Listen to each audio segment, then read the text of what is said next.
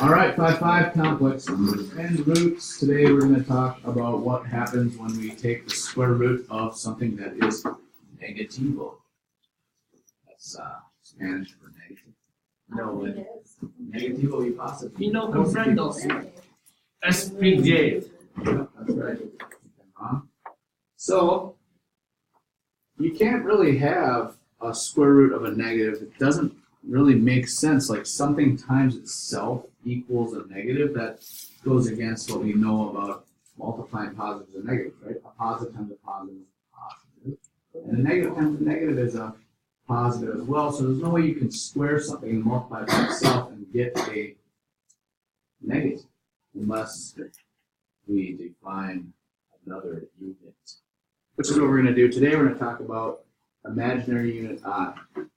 So this next slide is all clipped from the book. These are little snippets from the book that you can read through.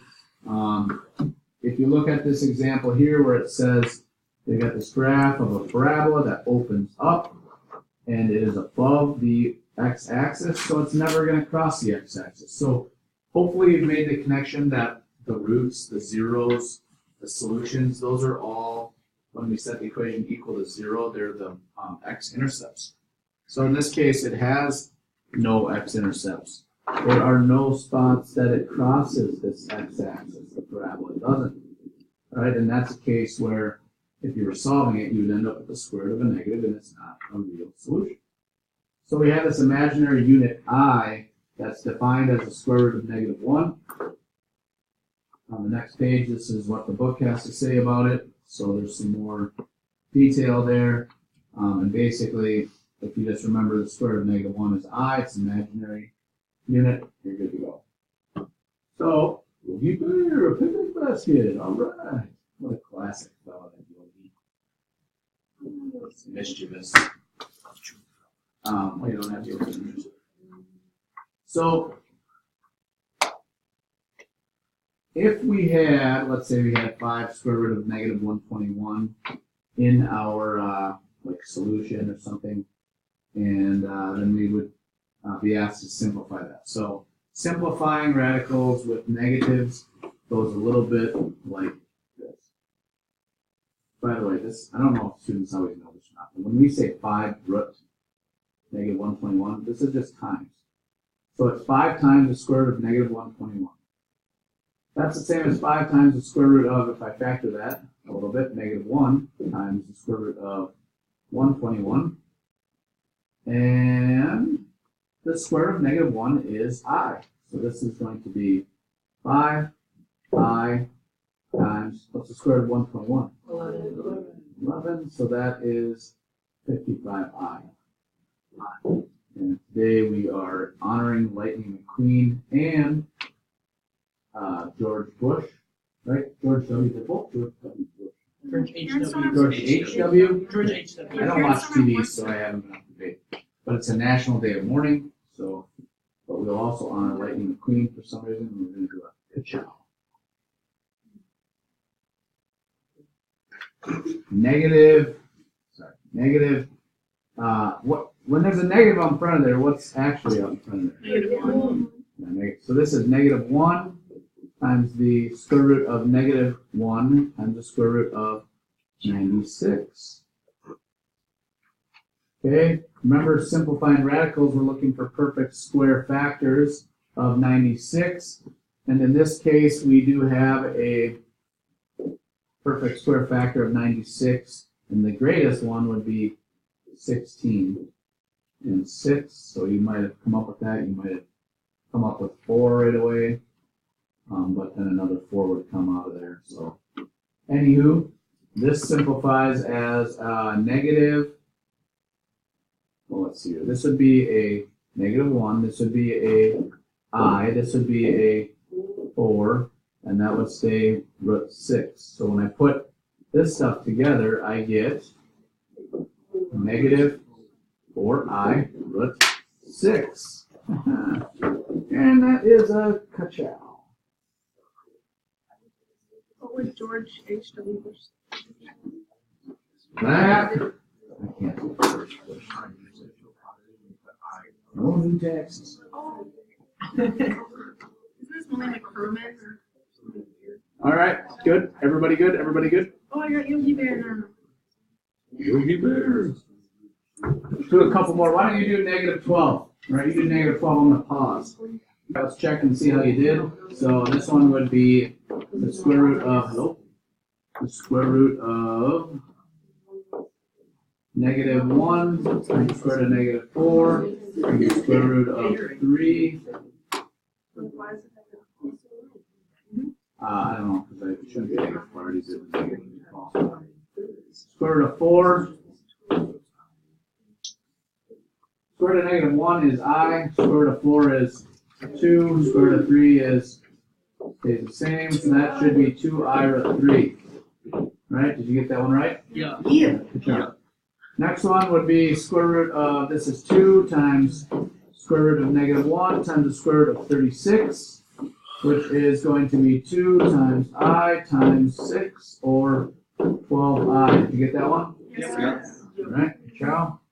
Next one had a little fraction in it. This is going to be negative 1/3 times the square root of negative, now I'm going to do something a little different now, negative 9 times the square root of 7. Can you handle that? No. Yeah. Square root of negative 9 is going to be 3I. So this is negative 1/3 times 3I times root 7, which is negative I root 7. Oh my god, I got that. How about doing that? Good job. Negative. Oh my god. I just had negative 1I, but that's the same thing. Pretty good. Sorted it out. Negative 1/3 times 3 is negative 1. Negative 1 times I is negative I I. love this movie. Correct? Moving along. Solve the equation. I do not know who that is or that is. Sorry, I didn't have From the seen that one movie yet. Tangle. Came out about So your daughter. I'll have to see that with the kids.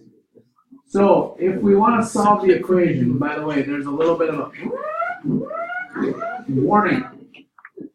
Don't forget the plus or minus, because we're solving equations now. Before we did not have to do the plus or minus because we were just taking the square roots and simplifying them. But now we're solving an equation, so technically plus or minus are possible. So if we solve this and you're ready for the quiz, you would know that the best method of solving this is by taking the square root of both sides. Yeah. So take the square root of both sides by getting x squared by itself, but this time it's going to be x squared equals negative 48. So when I go through to square root of both sides, I will get x by itself, but of course now I have equal to plus or minus, and don't forget the plus or minus, okay, plus or minus the square root of 48, excuse me, negative 48. So the biggest square root factor that goes into 48 is 16. So really this is plus or minus the square root of negative 1 and the square root of 16 and the square root of 3. Negative 1 is I, 16 is 4, so that's going to be 4 times I, which is plus or minus 4I root 3. Total ka-chow. You don't got the job. Yeah, you could, I kind of wrote x equals there. So over here, same type of thing, except for when I get x squared by itself, I get a fraction, so this is going to be negative 25/9. Take the square root of both sides. That's going to give me, don't forget the plus or minus, x equals plus or minus the square root of negative 1 and the square root of 25 over the square root of 9. I'm just breaking it all apart, and they all simplify to be plus or minus 5I over 9. Total ka-chow. Yes? Did you just square at the beginning because everything's messed up to be a perfect square? Yeah. That's legal. You can't just, what are you talking about? Like- Square root, That needs Square square root, so then it's square 3x root. it's 3x Plus. plus 5 equals 0. You really want to get the stuff that's squared by itself before you square root both sides. Okay. You can get I was just yourself wondering in- because it ends up being the same thing. Yeah, but just as a good practice, I think you want to get whatever you have squared, just like when we're solving absolute value stuff. You want to get the absolute value stuff by itself before you consider positive case, negative case. Just like here, you want to get the square root by itself before you start squaring both sides, or square rooting both sides. The last one, same thing, but this one works out pretty neat. So if we square root both sides here, this one is already set to go. You have x equals plus or minus 6i.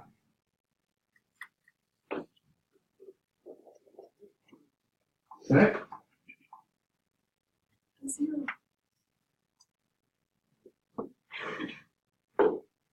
All right. Minions. Minions. They're so funny. We need a different method to solve because we have an x term. So the only way we know right now Special number. is to complete the square. So we will complete the square to solve this because this does not factor. If it factored, we can just factor it. But it doesn't factor, so we're going to complete the square. So we set f of x equal to 0, move the constant over, so we have negative 13 plus the special number equals x squared plus 4x plus the special number. The special constant that is going to give us a perfect square trinomial is half of 4. 4. So half of 4 is 2 squared, which ends up being 4. So we add 4 there, we add 4 there, and you'll see what happens is we have a negative 9 equal to x plus 2 squared. So at that point, when we get the stuff that's squared by itself and we can square root both sides, you will end up with the square root of negative 9, which ultimately gives you a plus or minus 3i.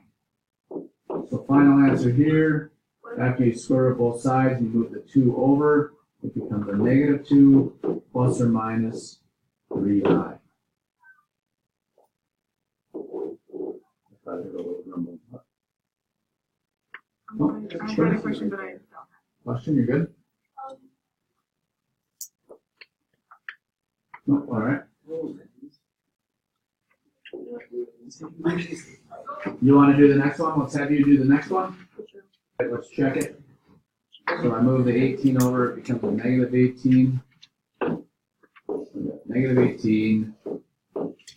Actually, we gotta add a special number. We're gonna complete the square because it doesn't factor, so this is plus special number.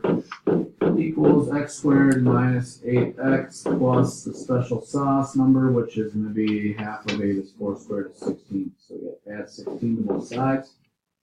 So that is my number that will complete the perfect square trinomial. So now we have here x minus 4 squared. Over here we have negative 2. So if we keep going with that, and we saw it, we get x all by itself. After we square root both sides, we end up with a positive 4 on the other side, plus or minus the square root of negative 2, which is 4 plus or minus I root 2. I just put the I first because I don't want it to look like it's under the radical. Yeah. Plus or minus 4. Root 2I would be kind of the same thing. Can I do plus or minus 4i root 2? Plus or minus 4I root 2. That would not be accurate. Can I do 4. Okay. Okie dokie, let's wrap this up. Did I do that page already? No. Oh, I just forgot to erase my work from last hour. So here is another complete the square. It's a kind of a little bit of a messier one because the middle term is odd. And we have a number in front of x squared, so we have to divide everything by 2 to get that x squared by itself, or coefficient of 1, so I can complete the square. So after I do that, now I have x squared minus 3 halves x minus 4 equals 0. That's not going to factor, so I'll move that 4 over the other side and make room for my completing the square. So x minus 3 halves, x squared minus 3 halves x plus special number equals 4 plus special number. Special number is a special fraction. What's half of 3 halves? 3/4. Good. You take the denominator, multiply it by 2. So if I take 3/4 and I square it, I'm going to get 9/16, which is your special number. Okay. That over here is going to give me x minus 3/4 squared equals, now 4 is 64/16, if I make it into a fraction. And that's going to be 73/16 when I combine them. So it equals 73/16. Square root both sides. If you square root both sides, you get x minus 3/4 all by itself equal to plus or minus the square root of 73, which does not simplify, all over the square root of 16. The top and bottom, that does simplify. So we can clean that up a bit, and we can have x equals, if I move the 3/4 over here, it ends up becoming a positive 3/4, right? So it's 3/4 plus or minus root 73, I root 73 all over 4. So it's kind of a messy one with fractions. Why is it I? Oh, there's a negative. Oh, you're right. I guess I just was I'm on a negative roll.